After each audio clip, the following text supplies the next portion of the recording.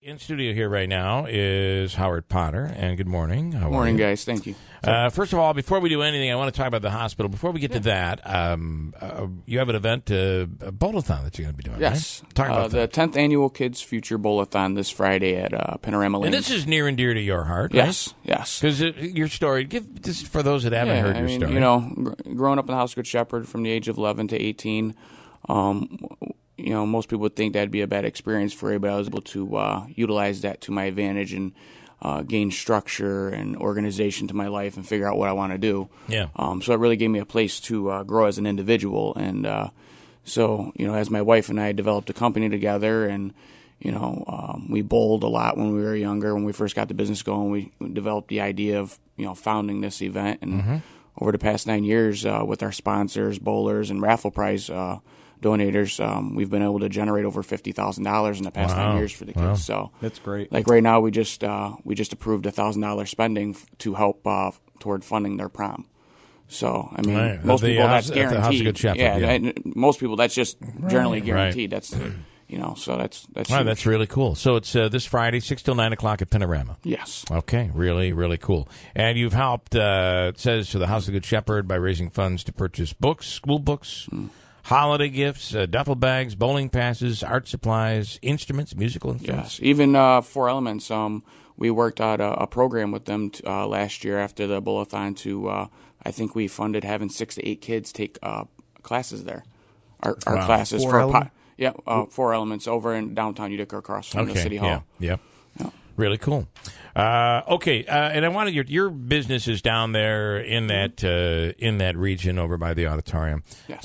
Kind of certainly out of the footprint of the train station or of the bring up the train. You're in the red zone. Dun, dun, dun. I mean, at any point you could be blown into smithereens. Does that worry you?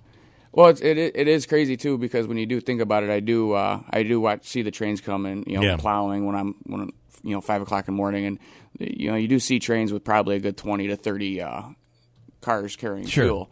That is a concern.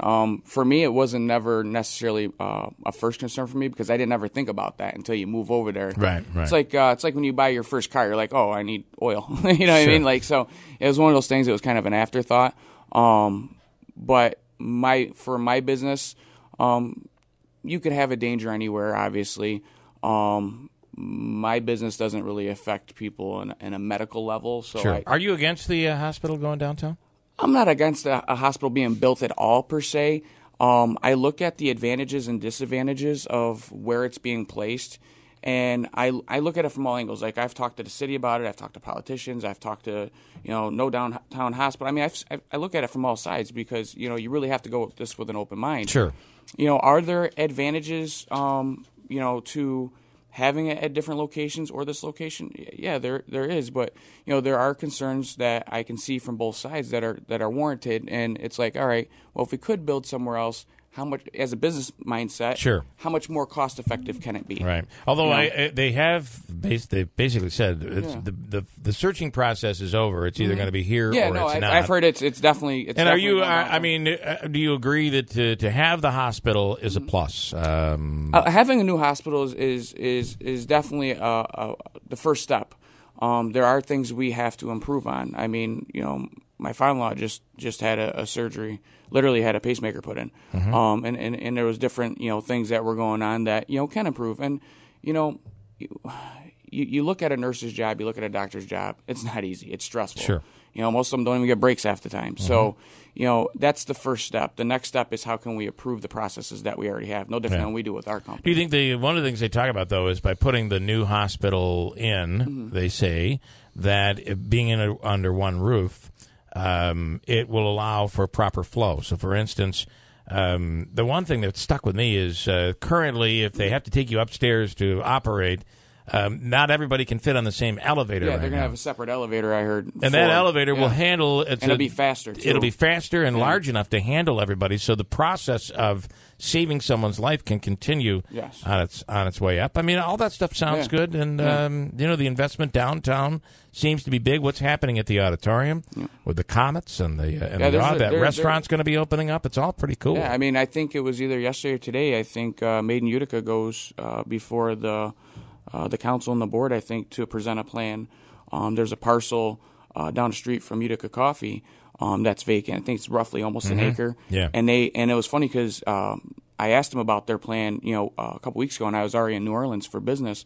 And what they're talking about doing is taking these freight trailers that you see, the tractor trailers, and turning them into like little hubs for businesses. And I actually seen it in New Orleans. And like at first, when I first thought of it, I'm like, Yeah. But when I seen one in action, I was like, wow, it's low cost. It's effective. It brings multiple businesses to a smaller location and creates more parking. Plus, you can roll it to lunch. Exactly. Yeah, I mean, I can drive my golf cart down to there. It's only a couple blocks away. Nothing wrong with that. All right. By the way, your Bowl-A-Thon is going to be happening on Friday, 6 till 9 at Panorama. You have a special guest. Who's the special guest? David Corey.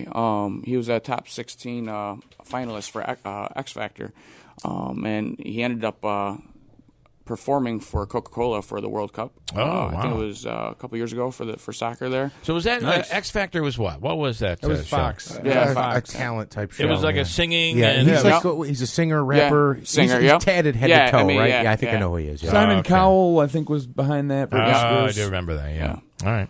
Very cool. Then that's so it's going to be bowling. Yes. Okay. We're gonna have bowling. We're gonna have an LED photo booth there. We're gonna have Cool. a local artist doing character drawings. Photographer, videographer. We got DJ 360 playing the music. right. So. All right, and it's Are you a good bowler?